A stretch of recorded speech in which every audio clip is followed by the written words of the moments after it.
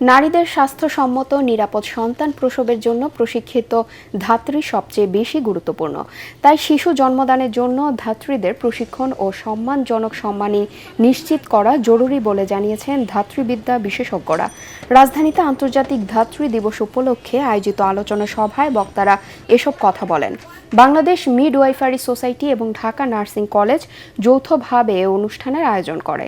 সভায় প্রধান অতিথি ছিলেন জাতিসংঘ জনসংখ্যা তহবিল ইউএনএফপি এর স্বাস্থ্য বিভাগের প্রধান বিভাবেন্দ্র রঘুবংশী। এছাড়াও বক্তব্য রাখেন আন্তর্জাতিক ধাত্রীবিদ্যা বিশেষজ্ঞ জয় ক্যাম্প, ঢাকা নার্সিং কলেজের অধ্যক্ষ এবং বাংলাদেশ মিডওয়াইফারি সোসাইটির সভাপতি রুজিনা খাতুন। দিবসটি উপলক্ষে র্যালি ও সাংস্কৃতিক অনুষ্ঠানেরও আয়োজন করা হয়। We just need 25,000 midwives. And the government of Bangladesh has made a wonderful commitment to hiring 100,000 new health workers, of which 80% of those will be women.